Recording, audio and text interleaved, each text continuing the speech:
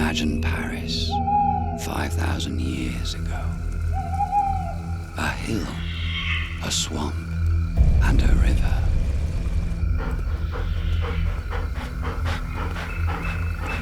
In these wild lands, a lord of the woods roamed unchallenged, feared by all the animals of the forest.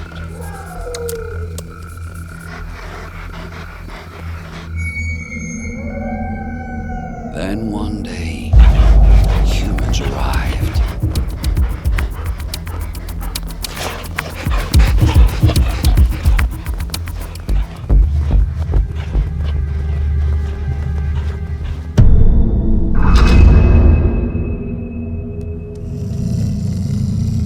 They built defenses against the wolves.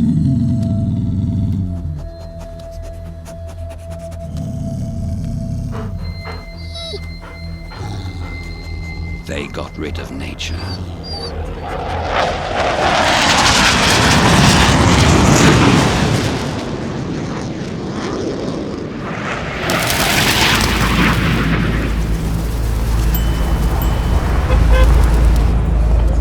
Millions of men and women have come here from all over the world.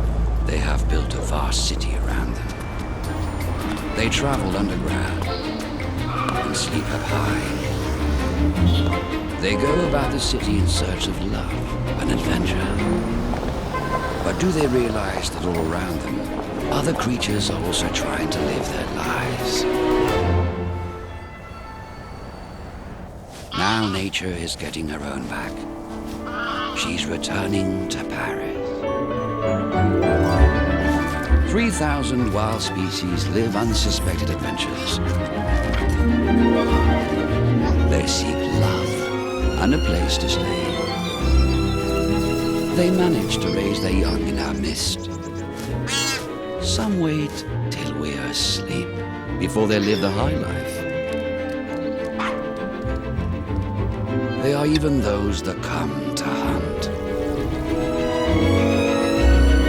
How have they managed to return? How do they live alongside humans today? So close to us and yet unseen. You're about to embark on a very special journey on the wild side of the City of Light, Paris.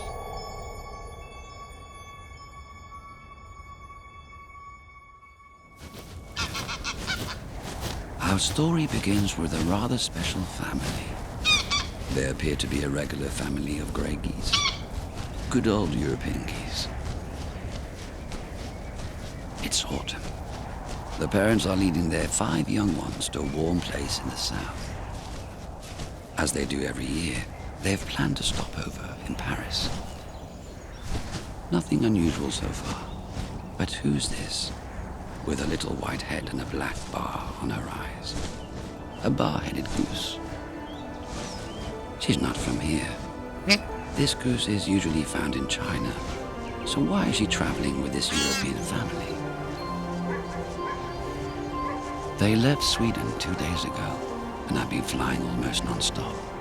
Everyone's exhausted. And they need food and a good rest. That's good timing. Not long till they reach Paris. To get their bearings, they use the landmarks they know. The Château de Versailles, for example. They know the city is only 10 minutes flight from here.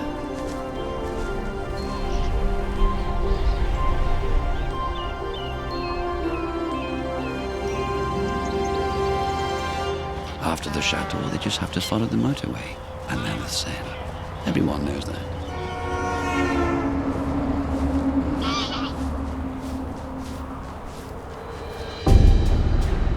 The big city. But Paris hasn't always been so attractive to animals. When the first people came here, it was nothing but a swamp. The Gaulish tribe of the Parisi settled here and lived in the mud. The Latin lutum, or mud, gave the city its first name, Lutetia. Their first task, keep the wild animals out. So they cleared, they drained, they built dikes, they piled up mounds of stone and cement. No more trees, no more plants. For many centuries, there were no natural spaces in Paris. For animals, the city became uninhabitable. That is no longer the case today. Quite the opposite. The city has become a paradise for those willing to give it a go. First stop for our family of travelers is the most renowned gourmet restaurant in the capital, the racecourse at Longchamp.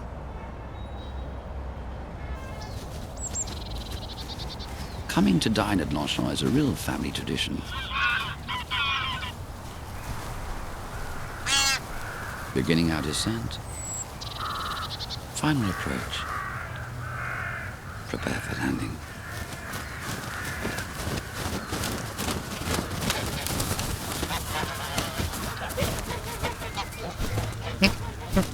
And now the feast. You can tell this grass is cared for, fertilized, watered, and cut to perfection. Few restaurants serve such delicious food. With millions of blades of grass to choose from, your neighbor's one is clearly the most appealing. Little Bar is probably a fugitive. Bar-headed geese are imported from Asia and sold as ornamental birds to decorate parks. She was born in captivity. One day she saw this family of wild geese flying overhead, so she took off with them. They forgot one thing. This restaurant gets very busy on a Sunday.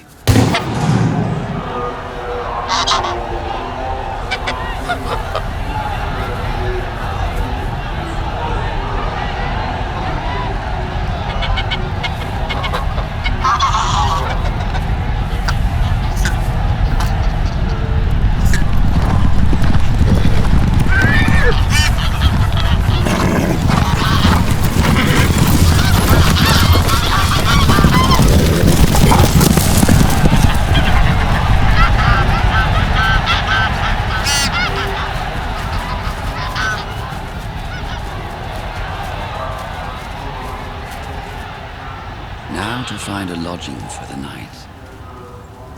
They head to the Bois de Boulogne.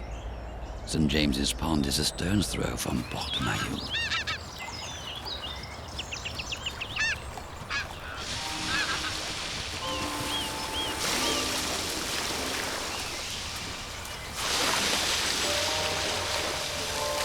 It's a first-class establishment. Beautiful quarters where many Parisians come to partake in their odd pastimes. No worries, they're harmless. Little Bar begins by sampling the water. Good news, it's safe to drink. Clearly, our geese aren't the only ones that know about this place. Another family of travelers, Canadians. Strange. A polite greeting. It's a shared space. The premises on offer is a little island in the middle of the pond.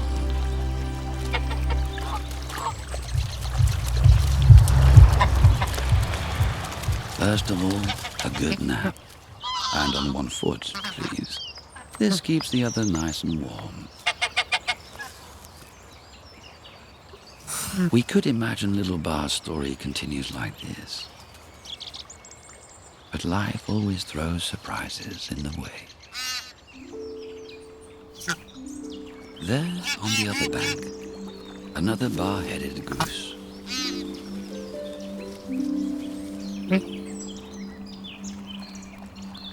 Since leaving her parents, she has never seen another like her. The first moments of a bird's life are imprinted on their memory for their entire lives.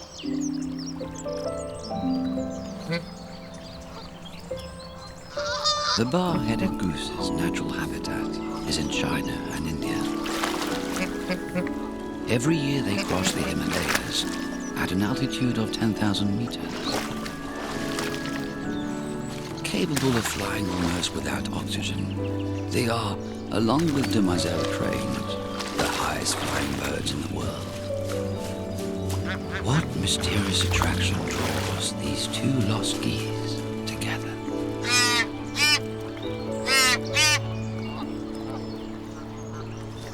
People do have some curious pastimes. One of these brought about the return of trees and plants into this city of stone and cement. In the 16th century, a new fashion arrived from Italy, strolling, or should we say promenade, an activity that consists of walking up and down with no destination in mind. To brighten up her walks, Queen Catherine de' Medici demanded an Italian-style garden next to her palace at the Louvre. Some plants, a little water, and a few statues. A miracle. For the first time, nature returned to the center of town. But this garden was reserved for the nobility. A century later, the bourgeois also caught onto this fashion. They too needed gardens for their promenades. Never mind, they planted trees in the Place de la Concorde and on the Champs-Élysées. The bourgeoisie strolled here and added an extra element to the ritual. It was all about seeing and being seen. Soon after, the destination of this walking became the Place de l'Étoile, which was planted with extravagant gardens of the time. The effects of this Italian fashion still trace green lines around the city, even today. When the revolution came, the people also demanded their right to stroll. A garden for every provision. That's democracy. And so, Napoleon III planted 40,000 trees. He created the Bois de Boulogne. A park with artificial streams, waterfalls and lakes. They introduced ornamental birds, more realistic. First came the English swan, the mallard, and the peacock. People would come to the park to see them. The promenade became a pleasant incursion into a sanitized natural world.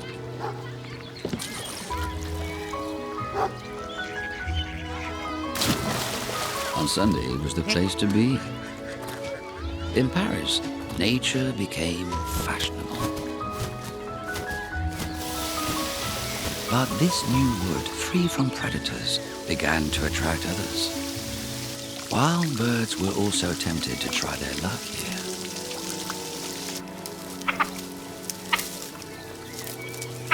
Soon after the Bois de Boulogne, 3 other natural spaces were created for the people of Paris. Butte-Chaumont in the north, Parc Montsouris in the south, and the Bois de Vincennes in the east. It is here that a surprise awaits us.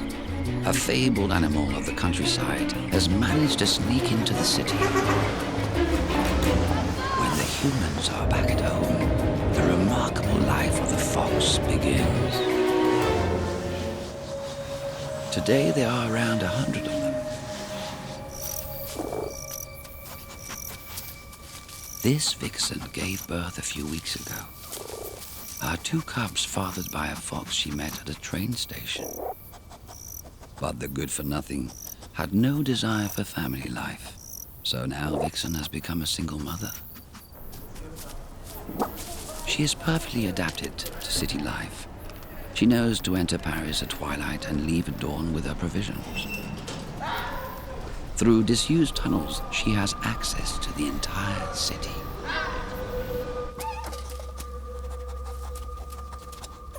Her cubs have never left the den. This is their world, inhabited by our leftovers.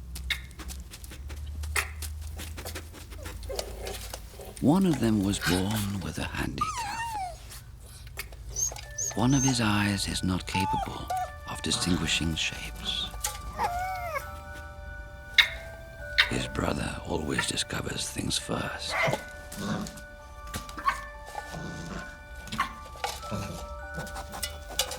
If they'd been born in the country, they'd already be outside and independent. But That's one of the costs of living in this city. The children live at home much longer.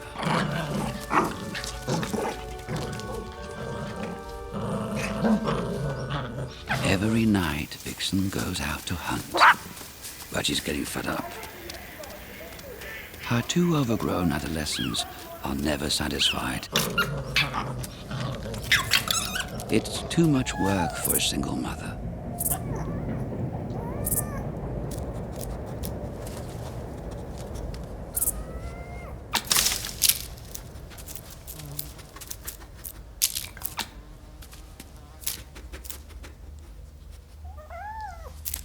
The few morsels lying around the den always go the same way. Little cub never gets his share. Waiting for his mother in the hope of a good meal. In their den, little cub and his brother are safe. In a few days, they will have to leave and confront a world full of danger. Soon, little cub's life will be turned upside down. Foxes are new to Paris. To get here from the countryside, they have had to cross miles of built-up land through traffic without being seen. But to make your den in the middle of the city, that takes some nerve.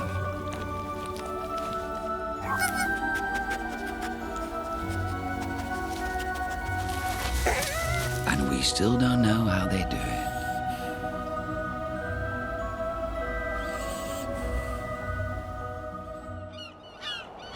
Birds came to Paris through the sky. Foxes cross suburbs and follow roads, but some have found another way in. Here's an unexpected route into the city, the Canal Saint-Martin. In the northeast of Paris, it's the work of the other Napoleon, Bonaparte. The polluted waters of the Seine were the cause of numerous epidemics. Paris needed a new source of drinking water. The water from another river, the York, was diverted into the city. That was 200 years ago, but today Mr. and Mrs. Coypu aren't bothered about that. The only thing on their minds is finding a nice place to live in the capital. For quite a while now, their life in the countryside has been fraught with danger. They are trapped, poisoned, and shot at. It's pretty clear. Country people have had enough of them. But Mrs. Coypu thinks their reasons are false. They're accused of digging burrows that collapse roads. But what about the roads? Don't they collapse their burrows? Ultimately, it's why they decided to move to the city, where no one wants to harm them. First, they need to find a suitable spot with a riverside view. This is it, the perfect spot. Mrs. Coypu likes the site, and these clovers are Mr. Coypu's favorites. This will do nicely. Very nicely indeed. Now they're digging.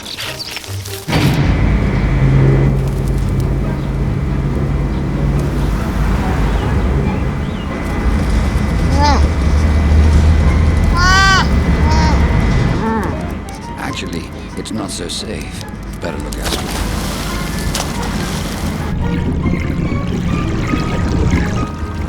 Only in Paris could you enjoy freedom like this, going into the canal in broad daylight without being shot at. Mrs. Coypu is thrilled, and Mr. Coypu reassured.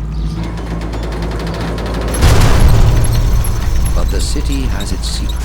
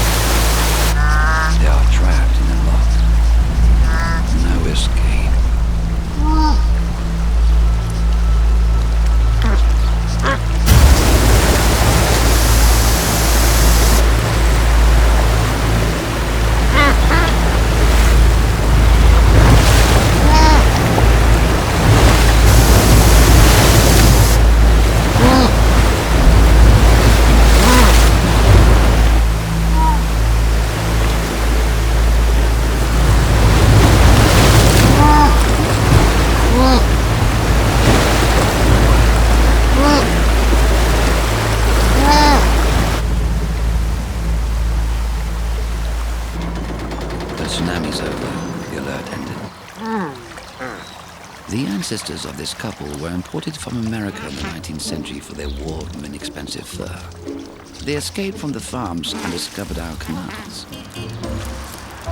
But city life is another thing altogether. A tree. They know what that is. At least they can spend the night here in peace.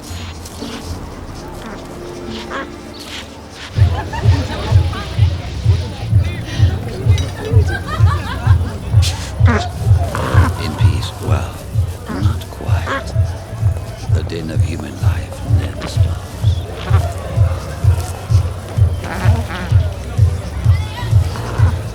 Is the safety of the city worth more than the quiet of the country?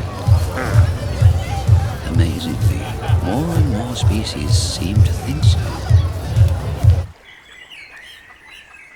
The migration of animals from the countryside is linked to a much broader movement. 20 years ago, our perception of nature changed. We started to understand that all living things are connected. Insects, plants, mammals. They all need each other. Perhaps we do too. Enough of the artificial gardens full of pesticides. We need truly natural spaces with real ecosystems bursting with life. In 2006, pesticides were banned in the parks and gardens. The effect was immediate, and very soon after thousands of insects returned. And guess who loves insects? Birds. Today there are 150 species of them. This invasion has made Mr. Swan not a happy man. He was here first, so he sees himself as the lord of the manor. He terrorizes everyone, on principle, even if they haven't done anything.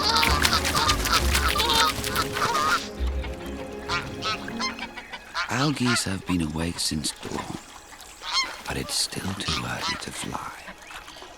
They wait for the rays of sunlight to create thermal drafts to carry them up.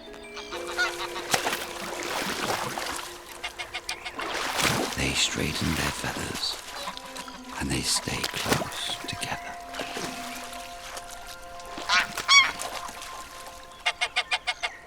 Little Bar is anxious. That goose over there looks so familiar.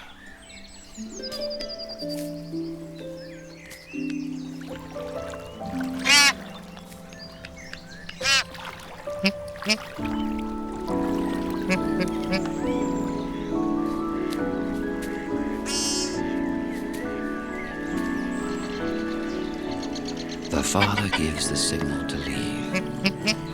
She must go. She must follow her family.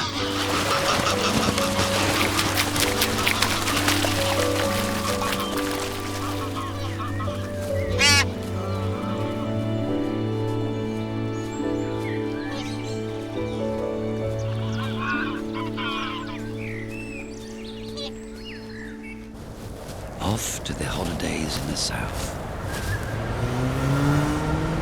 But first, a perilous task, crossing the great city. Nothing here resembles their world.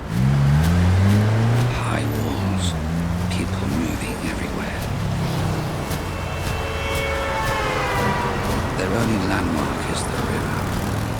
Follow the Seine, don't lose track.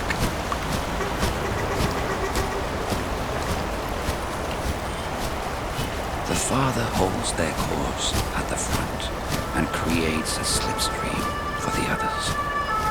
The mother is at the rear. She keeps the group together.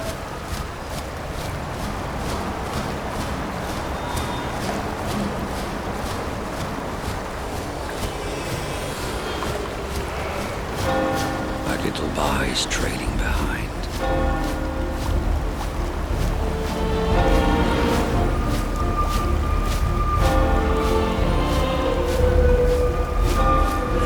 Press on. They haven't realized.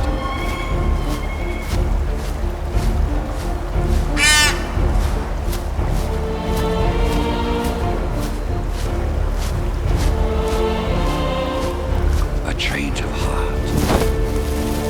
The earth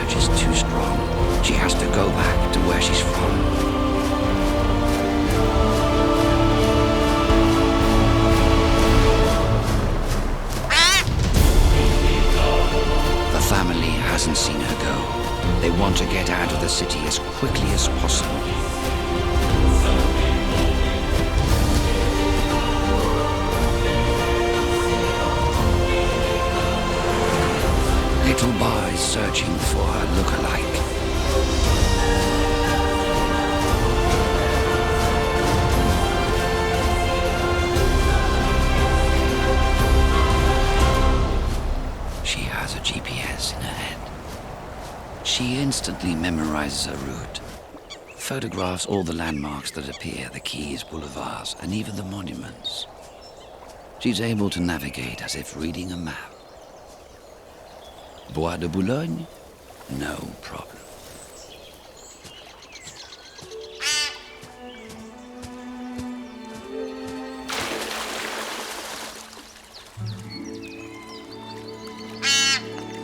Our lookalike isn't here. Little Bar is a juvenile of only 6 months, alone, in the big city. How will she feed herself? Where will she sleep? Geese are social animals. They aren't built for solitude. They need others too much.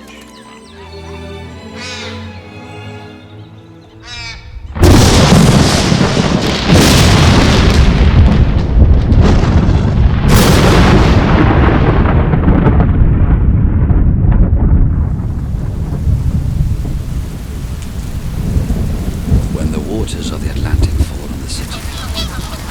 Nature reminds us she's there, but all that live here have shelter. Another reason they're here. Life is more comfortable in the city.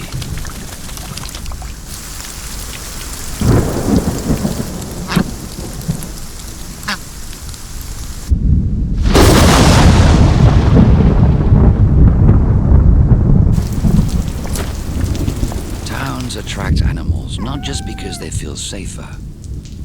In some cases, they are also drawn to the shape of monuments.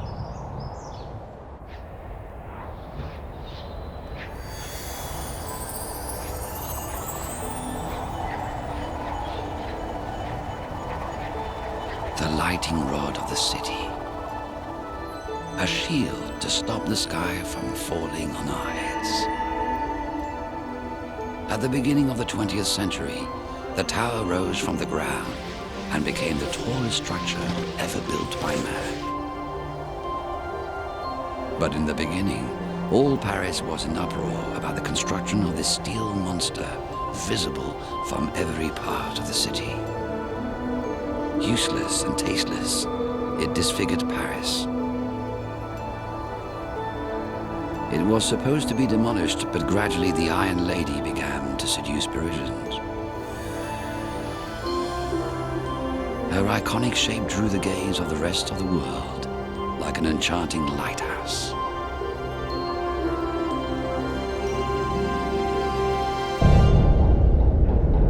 Her steel body has borne so much rain, so much wind, so much laughter and love, storms and dramas.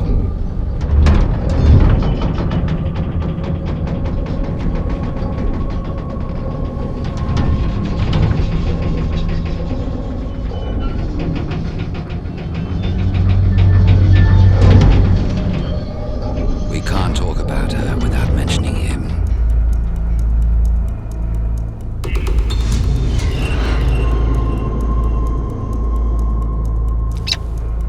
He's come back to the city and chosen her as his ally.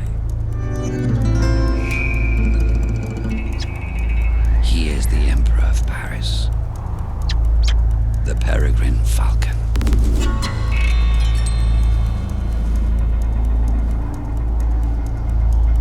Nothing escapes his gaze. He sees everything. He's on the lookout. Today's feast.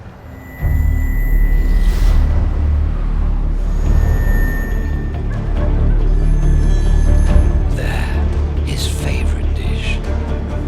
The pigeon and its delicious meat. But conditions need to be just right for an attack. Too close to the roofs.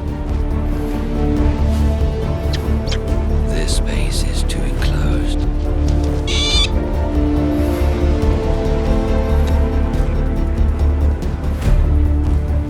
Peregrine is a super bird, technological marvel, 10 times more powerful than our own. Always on the lookout, he notices the slightest movement. He's waiting for the ideal target.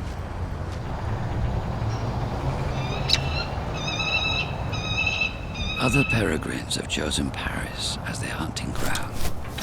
This young female is also on the hunt, but for other reasons. Her prey is this young male. What is he capable of? That's what he's waiting for. Several targets approaching.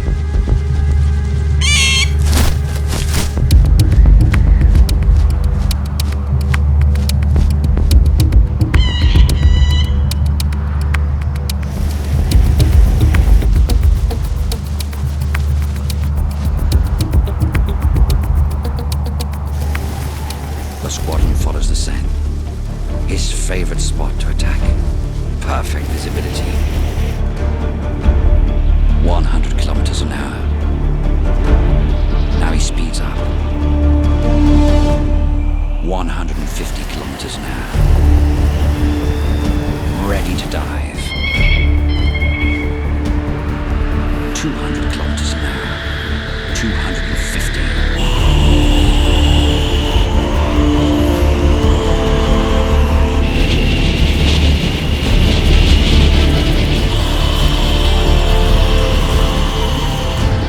Velocity 350 kilometers per hour.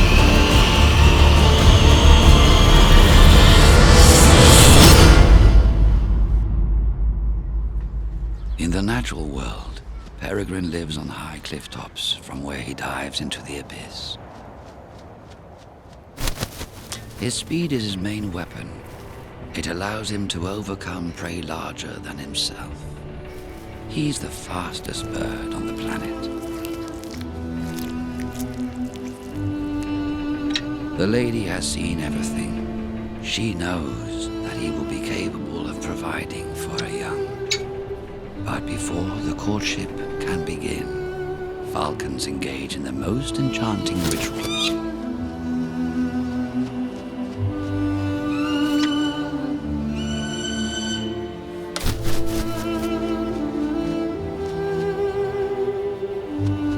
It's a dance, a ballet, where they execute the most audacious movements.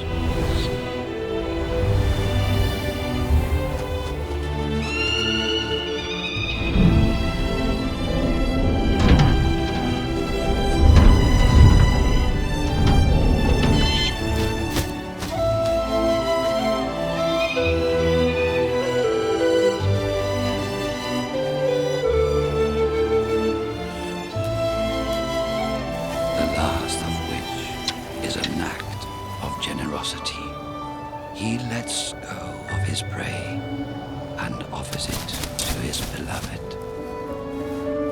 An offering of love. Increasingly, birds of prey are coming to Paris for the monuments. Kestrels, sparrowhawks, and owls. Some are even making their nests in tall skyscrapers.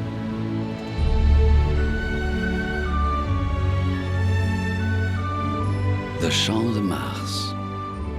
This ancient battlefield was for a long time a field of potatoes. Today it is planted with Turkish hazel, Indian lilac, and Osage orange. You might think that the Parisian fauna is completely French. Not at all. In fact, many of the city's species have been imported over the years from far-off countries. One of the best-kept secrets of Paris's wild world. This is one of the most surprising of all our stories.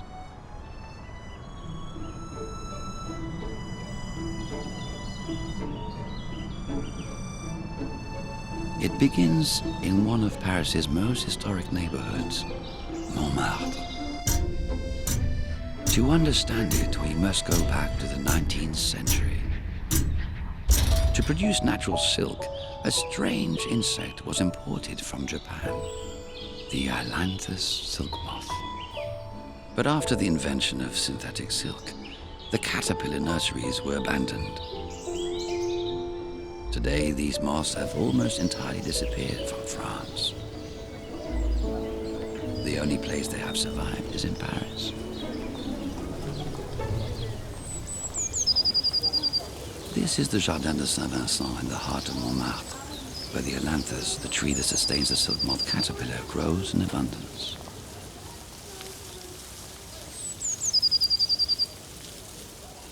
The moth breaks out of its silk cocoon.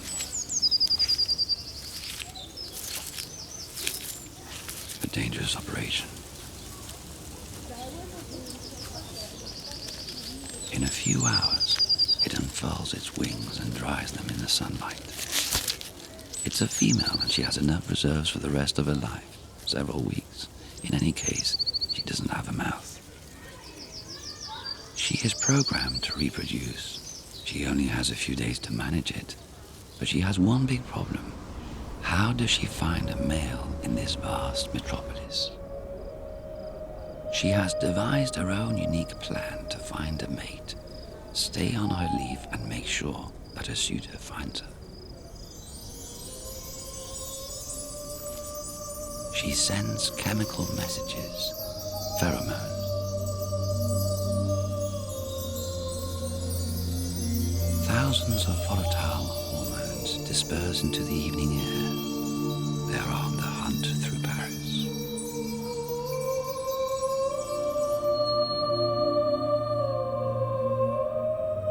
7 kilometers away from Montmartre, in Parc Montsouris, a male has just hatched.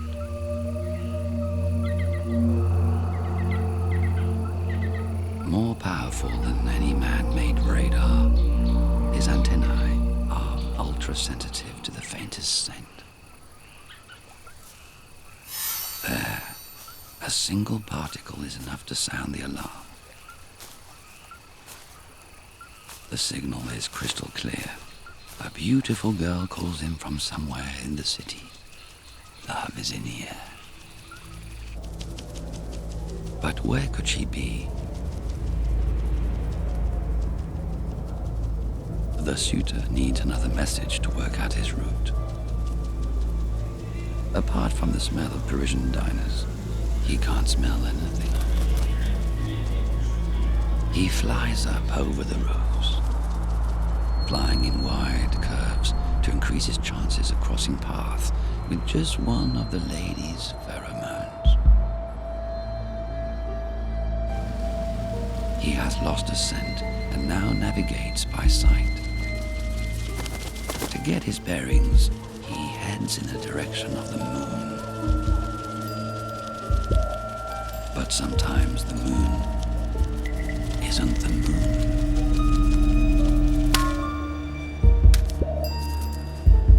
So unfortunately, many of them drop dead from fatigue underneath our street lights. Silk moth is doomed. He can only see the moon in front of him. But fate has chosen a different path.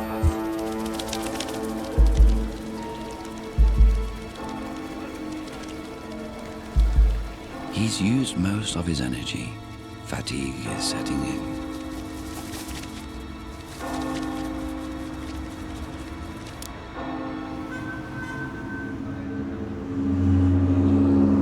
Silk moth carries in his head a star map of the cosmos that guides him.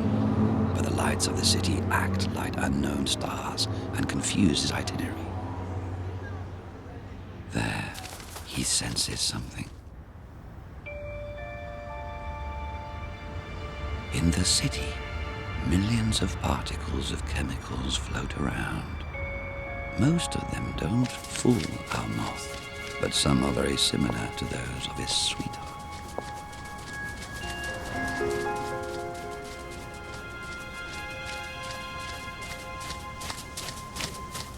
Sometimes, our own perfumes imitate those of nature. But on closer inspection, silk moth can tell the difference.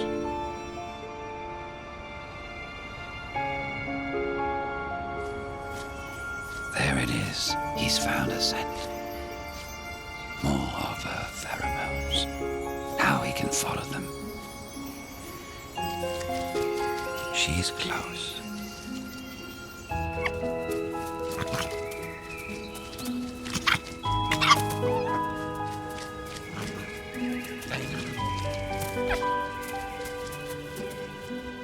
After so many trials, he has completed his nighttime marathon. Mating lasts several hours, the culmination of the life of the male. His last energy is spent inseminating his mate.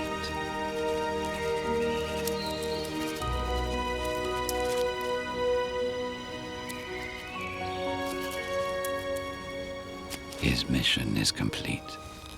Silk moth falls to the ground, dead from exhaustion. The female's mission is accomplished. Her love potion is irresistible. Now she can plant her eggs on the leaves of the ailanthus. And so this Japanese moth continues to live under the Parisian sky. Little bar is also an Asian import, but bar-headed geese in Paris are few and far between. On the other hand, one can always find company, even if it's unwanted. For the last few hours, a rather strange gentleman has shown quite an interest. What exactly does he want? He doesn't seem to understand the situation. This little gentleman is a mallard, not a goose. In Paris, sometimes the natural order is slightly modified. You have to mix with some pretty unusual types.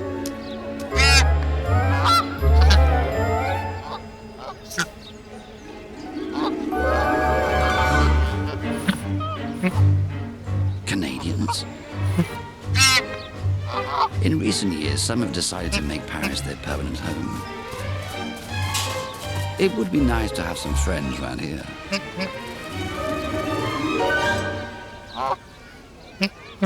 Will they accept her?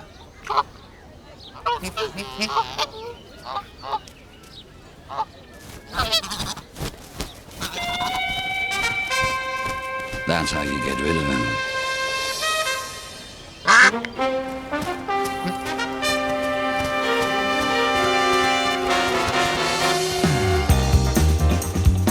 These Canadians must be real Parisians. Eating, sleeping, getting around will be so much easier. They know where to be in any season.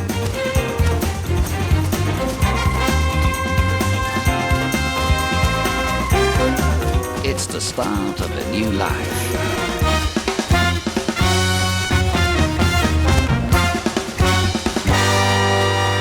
And for getting around, the Seine is always the best choice.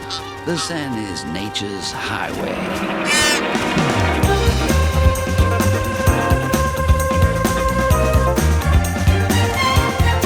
Crossing the city in 2 minutes. Most Parisians can only dream of that.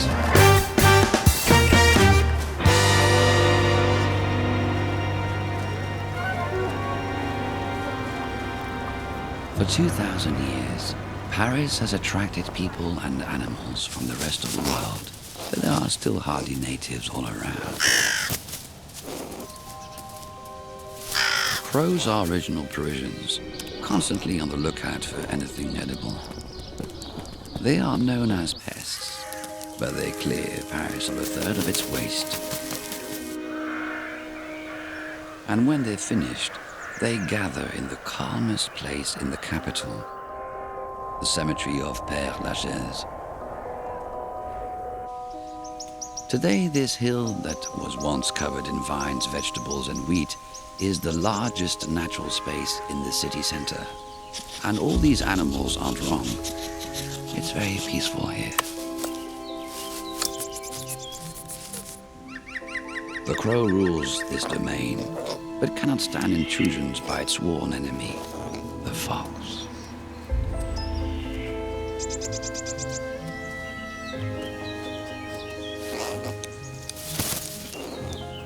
Vixen hunts in complete silence.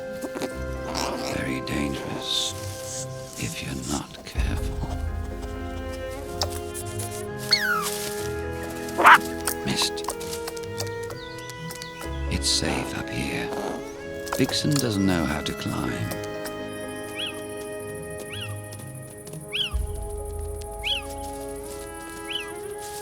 Tonight, she'll return home empty-handed.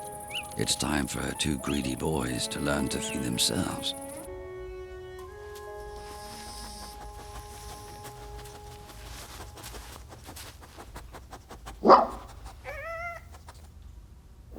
Time for the big outing.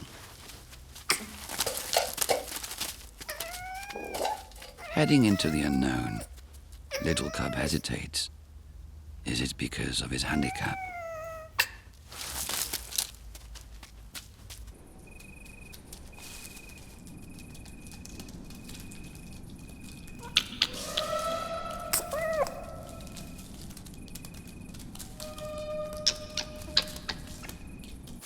First, they must cross a few paths on the way to the main roads.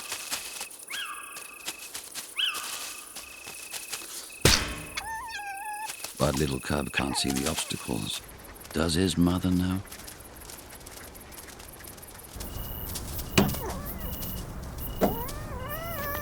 The Petite Ceinture and then the big city. Thousands, millions of rodents await. A feast.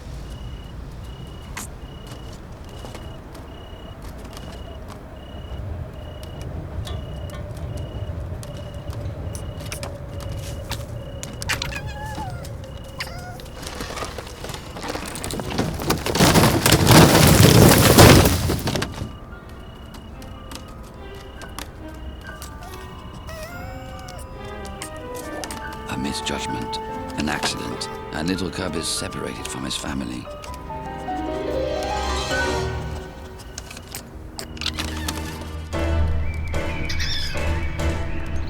He hasn't realized how bad the situation is. Right now, Little Cub is starving. He may not see well, but his nose certainly works.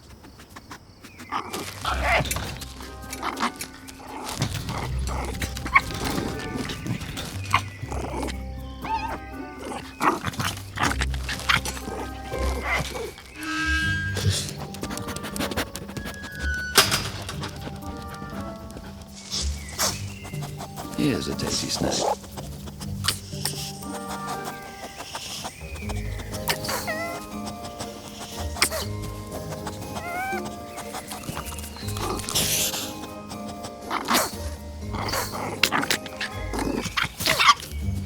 Too complicated. Where is it, Danny?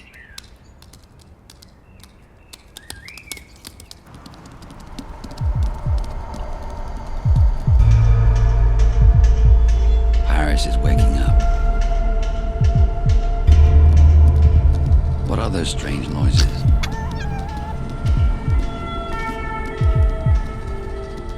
Keep going.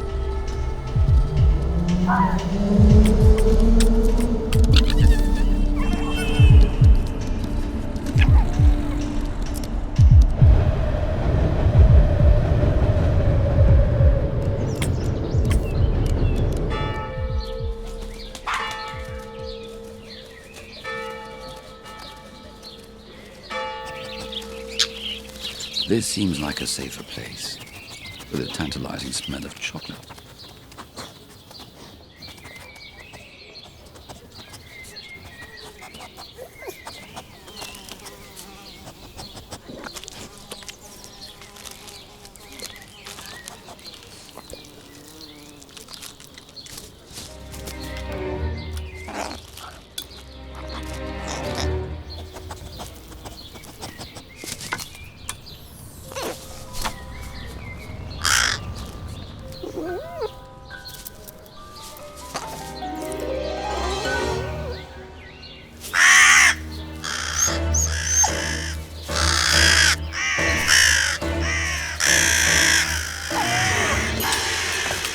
Crows are afraid of Vixen, but not a little fox cub.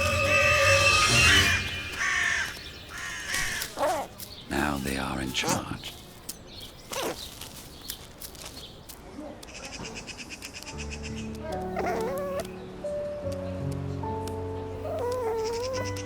Starving, scared, and completely alone, little cub is at the end of his rope.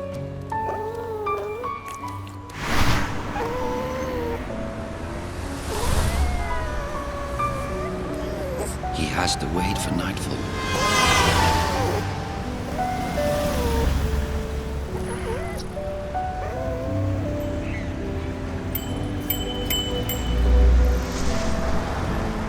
Many of Paris's foxes die before they reach their first birthday.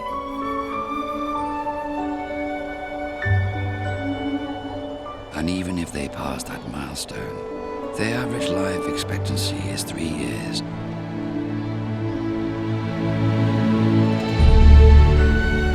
In spite of this, foxes are growing in number in Paris, and thanks to the Petite Ceinture, a disused railway line that connects nearly all the parks and gardens of the capital, they have spread throughout the city.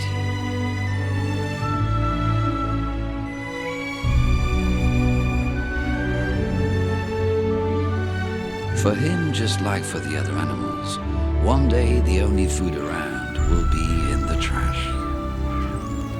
Winter arrives suddenly. Most of the settled birds are used to the cold. But for little Bar and her 2 Canadian friends, it's another story.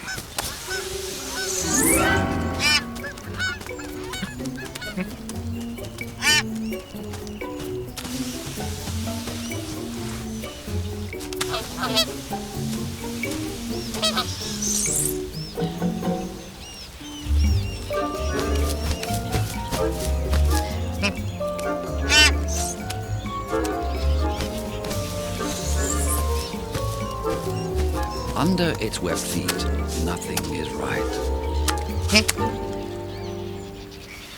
The plants she normally eats have become inaccessible. Their ancestors learned to abandon the winter and migrate to the south.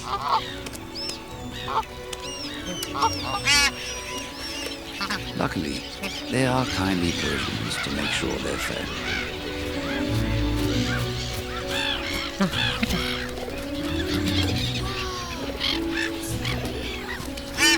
When the temperature drops below 0, many species also come to the capital to warm up.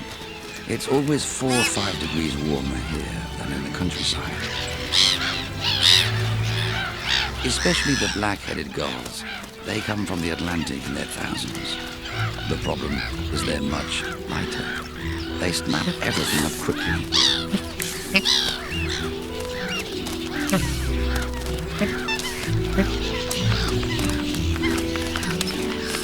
Even Mr. Swan is keeping a low profile. The heavier birds are at disadvantage.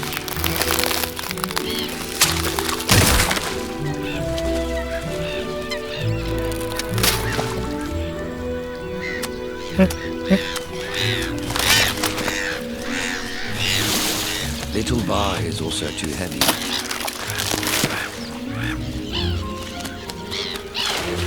Better to get back to the grand old river. It never freezes.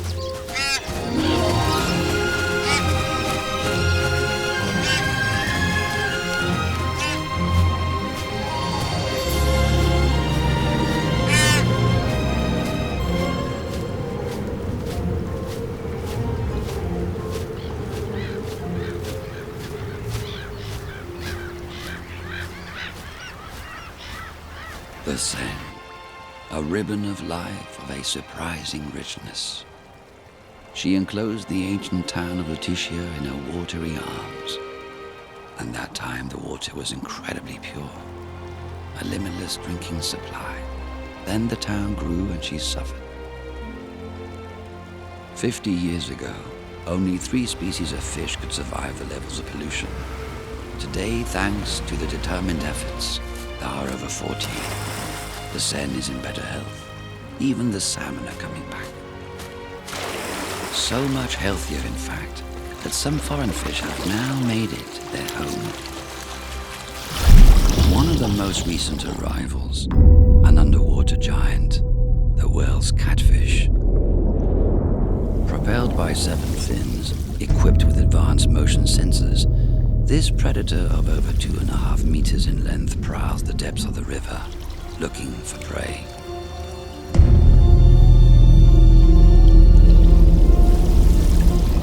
It can locate any living creatures within 20 meters. It came from Hungary via the Danube and colonized the Seine. The Hungarian hunts anything that moves, roaches, frogs, and even pike. An ultra-precise radar with huge jaws.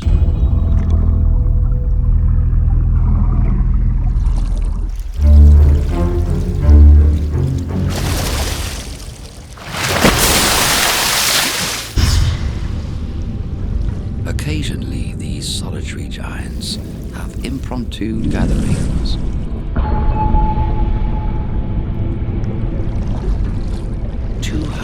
Individuals of more than 100 kilos each, 22 tons of catfish in a few square meters.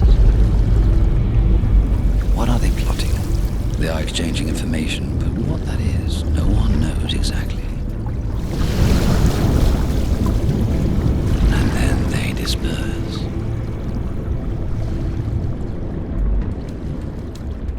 Recently, the world's catfish has developed a new hunting technique. It attacks the prey that least expect it. It smells fresh meat nearby. They are completely unaware of the danger lurking below.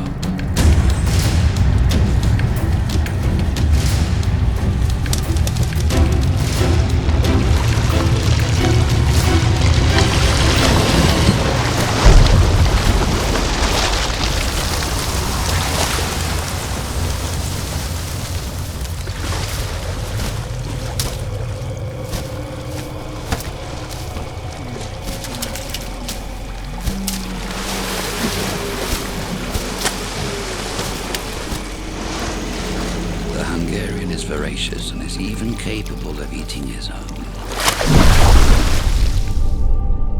But don't worry, if you want to swim in the Seine, he has never attacked a human, yet.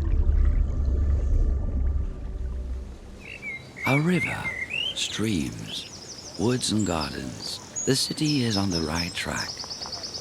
Whether you are a fish from Hungary, a Japanese moth, Chinese or Canadian geese, there is nothing quite like springtime in Paris.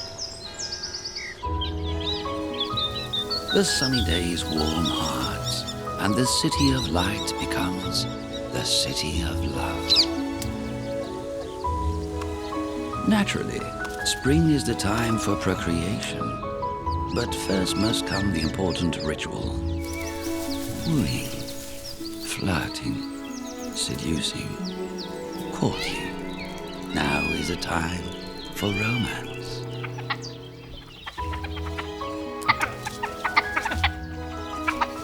The champion of the courtship ritual is the great crested grebe. They test their charm, synchronize their movements in harmony.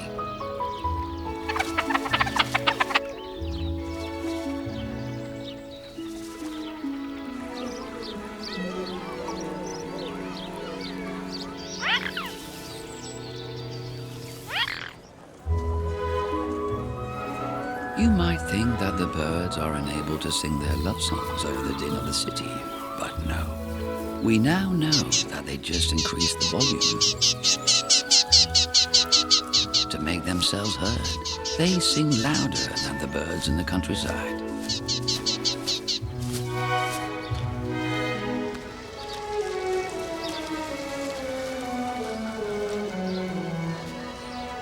In the gardens of the Tuileries, little migratory birds from Africa come to nest under the arches of the Carrousel. Swallows.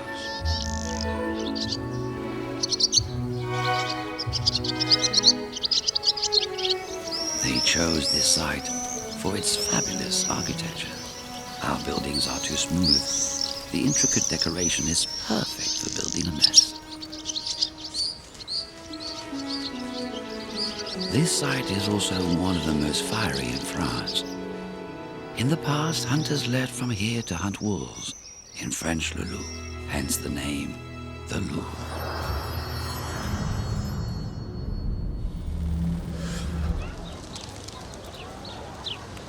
Of that time, not only remains the beauty of monuments, but also an animal, and it deserves more than its lowly reputation, the pigeon.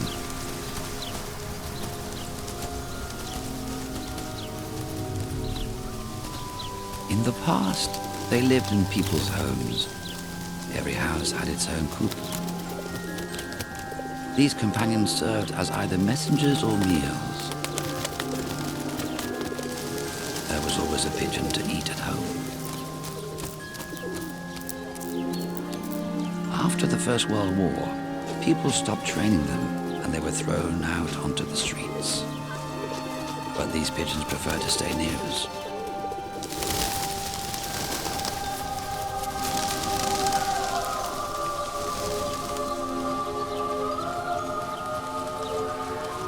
Their descendants populate Paris today, but less well housed than before. Abandoned, they nest where they can, under bridges and under gutters. They shiver through the winter and are cursed all year round. All that just to stay near us. But when the season of love arrives, the 80,000 pigeons of Paris forget their troubles and begin to coo. There are several different species of pigeon. The wood pigeon, with his white collar, is a gentleman recently arrived from the countryside. He thrives in the urban environment, but prefers to live in trees. The other is the feral pigeon, with his orange eyes. This long-time Parisian has an incredible memory for people and places. The love stories of these pigeons are rather surprising indeed. Mr. Wood Pigeon is an old-fashioned romantic. Every spring he makes a point of seducing his beloved once again. These two have been together for years, but this old couple aren't slipping into a routine. Mr. Wood Pigeon begins with his most beautiful song. The female seems impressed, as if it is the first time. Who is this charming gentleman? Then he gets to work renovating the nest. Well, he pretends to.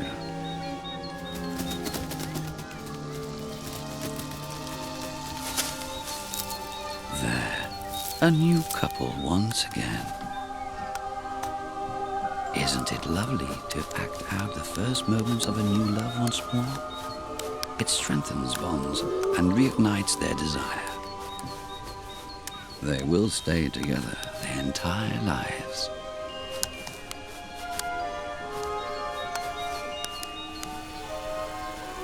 The feral pigeon, it must be said, is less naturally gifted.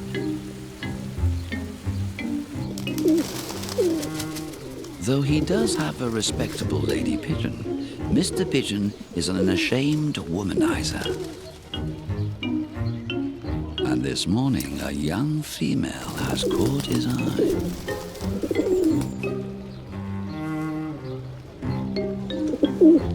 A graceful young pigeon, if a little superior.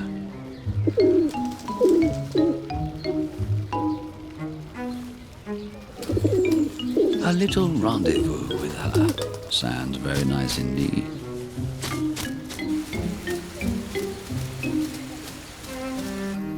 But our pigeon isn't quite a Casanova, he thinks. He's too hasty in his work. She's playing hard to get. She's not interested, in fact.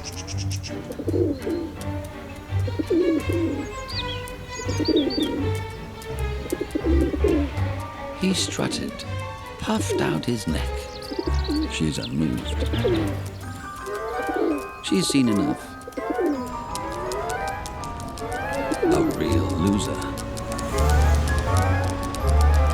Is he going to leave her alone?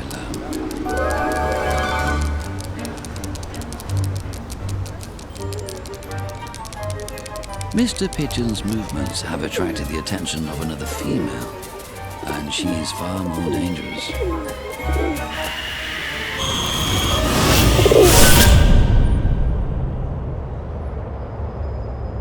Adultery is commonplace among feral pigeons. Wood pigeons wouldn't dream of it. By the end of spring, all the couples have been formed, and their offspring is on its way. But Little Bar hasn't found another of her species. Migratory birds have been known to form mixed couples with other species, and that could have happened had an unusual event not taken place. A flight of Canadians. Then a second.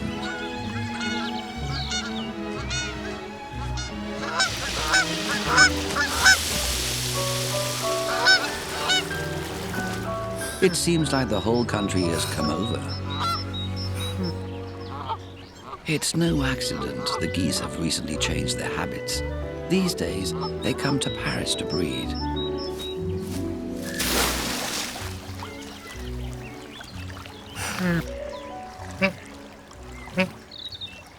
Little Bar thought she might have some new friends, but reality soon kicked in.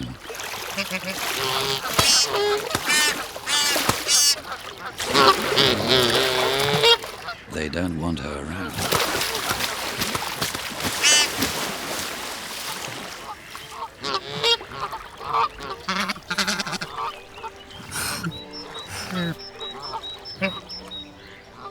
Alone again.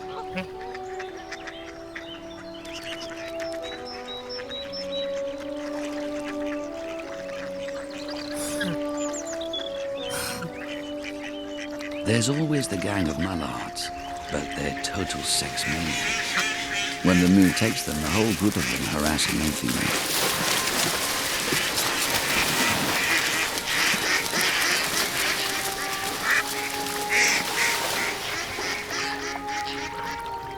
An unpleasant moment for the young duck, but she knows they'll wear themselves out.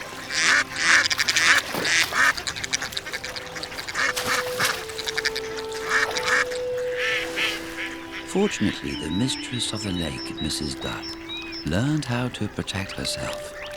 She has taken 2 lovers. The advantage of having 2 lovers is that each is jealous of the other. They never leave her side. Her bodyguards. Clever duck.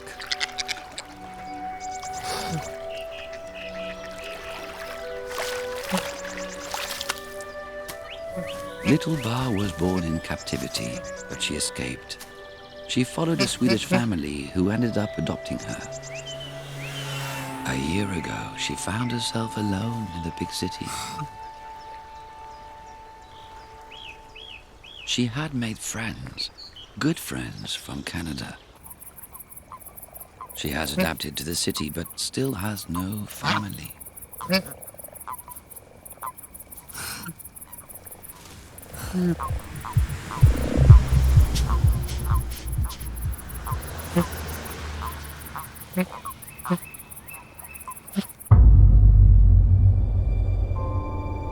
Today the city has woken without a breath of wind, and soon it will suffocate in the heat.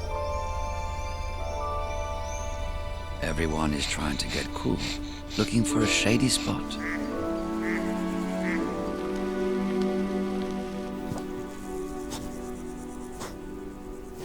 You have to know where to look.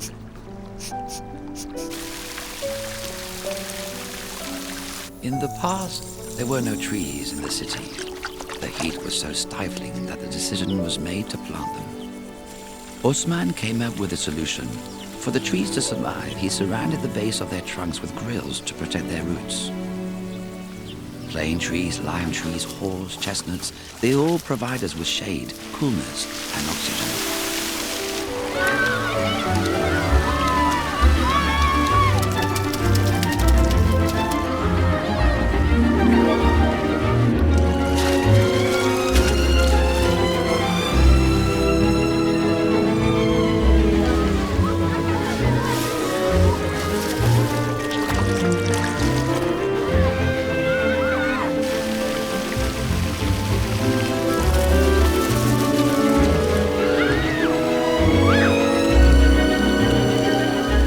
To Paris's 500,000 trees, nature has returned to the capital.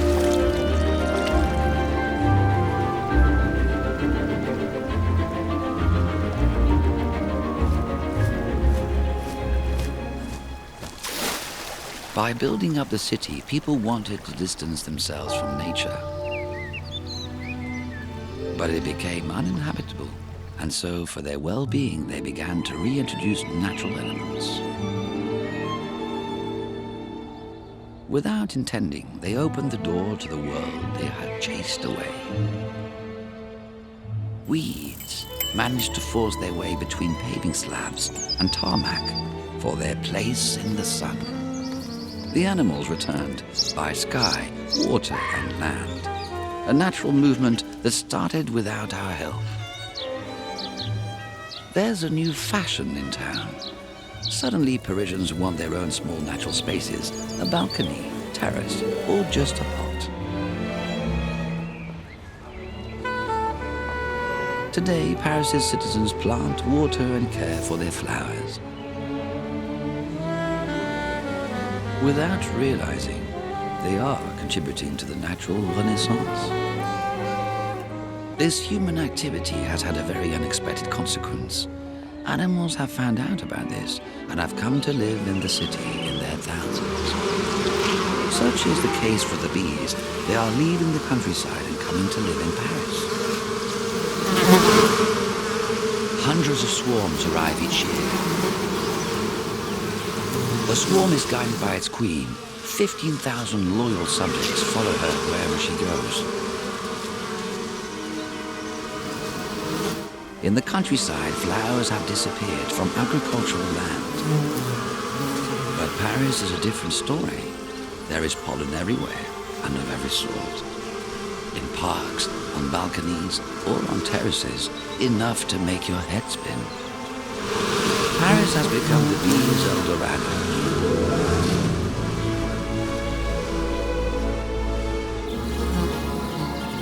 The queen must find a nice spot up high to found her colony. There must be flowers nearby so workers won't get too tired.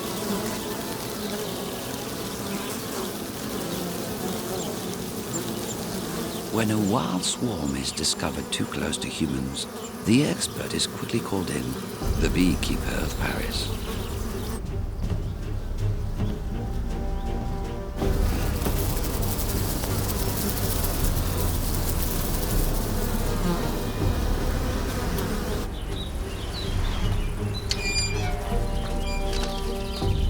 These are European dark bees, a species that has lived in these lands for millions of years.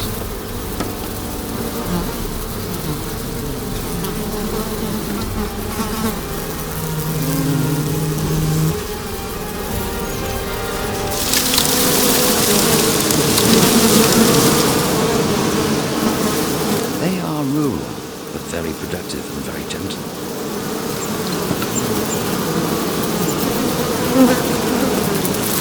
But they are threatened by new species imported from New Zealand.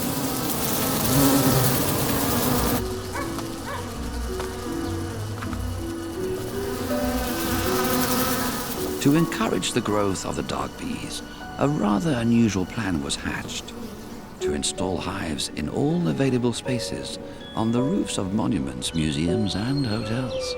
Today, the beekeeper takes care of more than 60 hives that he has set up on Parisian rooftops.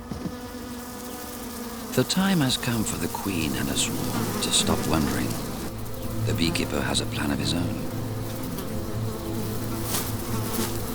First, he calms the queen and stops her moving around. He places her in a quiet spot. Then he steals parts of her colony and takes them away.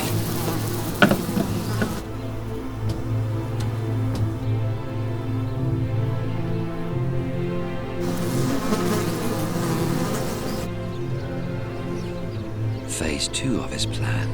Settle the captive group of bees next to another hive, by the Cathedral of Notre Dame. And then a natural wonder. The captives quickly realize that they have lost their queen and immediately begin conceiving a new one. There, a new queen. Now to introduce her to some males. The queen mates only once in her entire life. In a few minutes, she receives millions of sperm cells from the males. Then, Her Majesty enters the hive, never to leave again. A queen can give birth to 2,000 bees a day. By the end of her life, she will have brought 2 million bees into the world.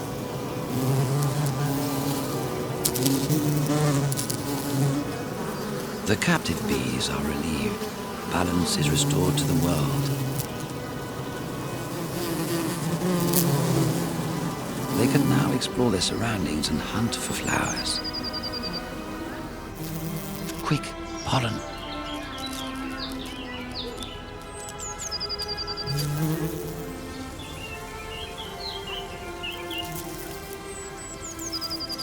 We know that today the bees of Paris are in better health than the bees in the fields. Pesticides have been banned in the city. Oddly enough for the bees, the city is less polluted.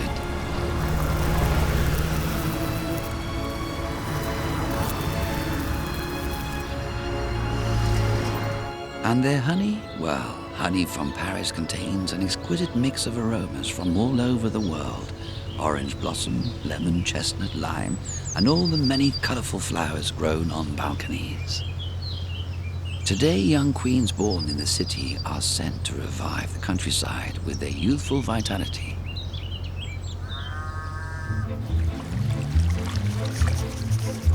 Mr. and Mrs. Coypu still haven't found their new home. She's pregnant, and he needs to find stable lodging soon. They've just about had enough of the homeless life. Normally, Coypus live in harems, 3 to 5 females to 1 male. But this female has other ideas. Here's a burrow, already dug.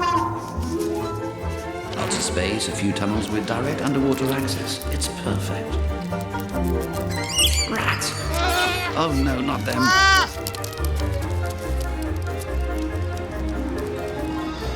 A lot of people think that Coypus are related to rats, but that isn't true. They have absolutely nothing to do with that awful animal. Coypus are related to the beaver, and they don't share their burrows with rats.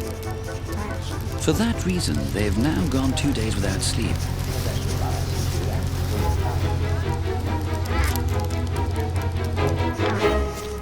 Mrs. Coypu is exhausted. It's nothing fancy, but at least it's quiet.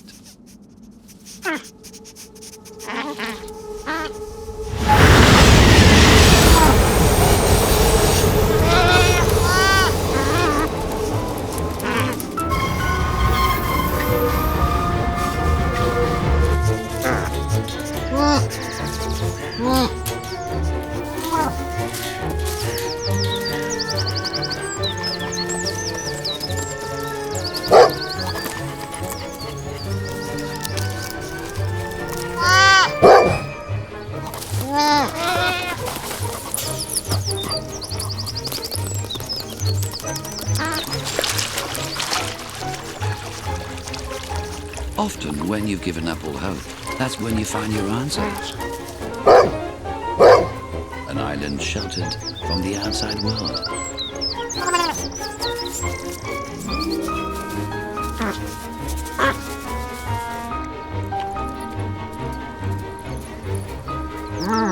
abundant food supply, a stunning view.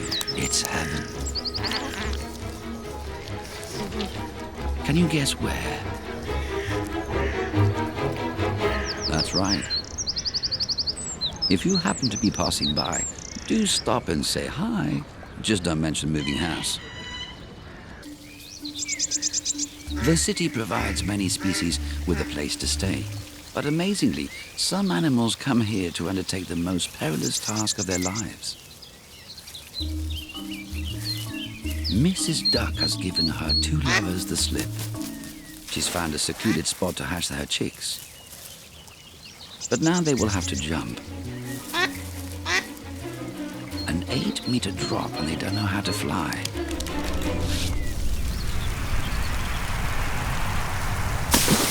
They are only a few hours old and yet incredibly bold.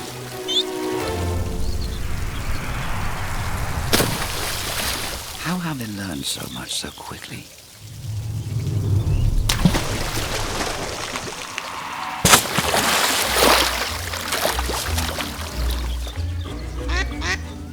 But there's always one more fearful than the rest.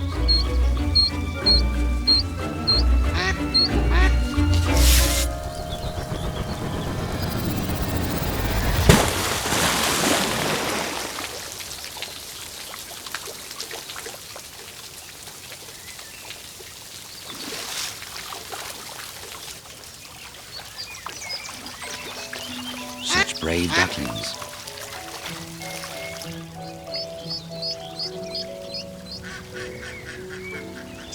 A year ago, little Bar had to leave the nest too. Like this little grebe, she too lived in the comfort of her mother's feathers. Her father went out for food, but it was her mother that put it in her beak.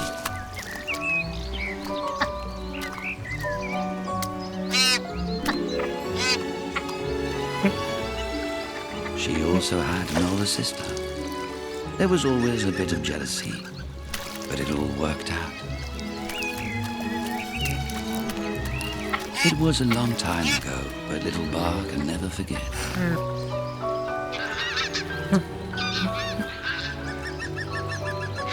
A new flight landed this morning.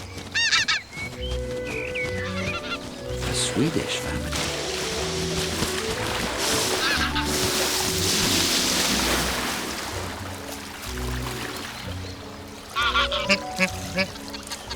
Little Bar recognizes their voices. It's her adopted family.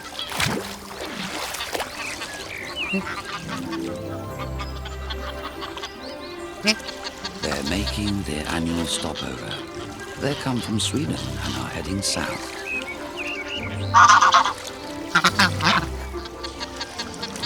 A year's gone by. Now little Bar can leave. Mr. Swan will be happy.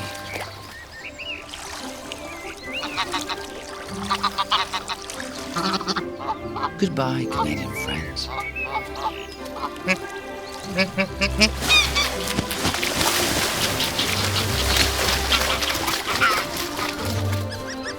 Migratory birds have crossed our lands for countless centuries.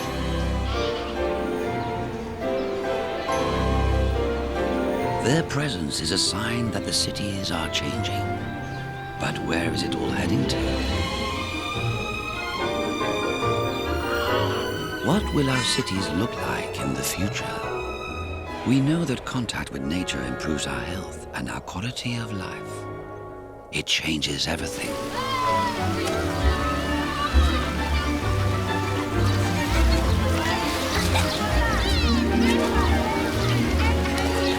Today we welcome back creatures we chased away in the past.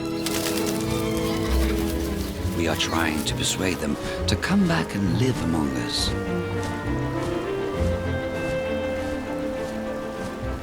Creatures of the sky and of the grass. The river dwellers and flower lovers, they all agree. They have begun to join us in the modern world. But can we do better? Can we imagine a green city with a peaceful natural world at its door?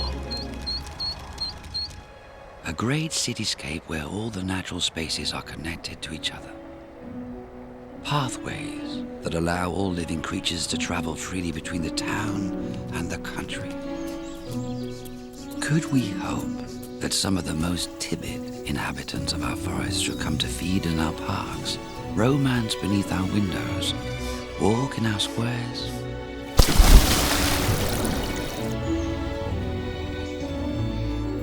Could we breathe an air that is free from fumes? The city planners are working on it.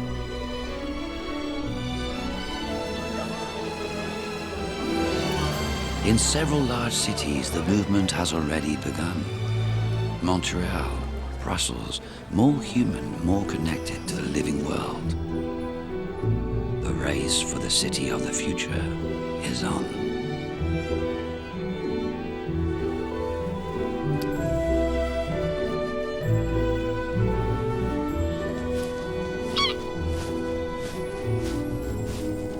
Let's continue our dream.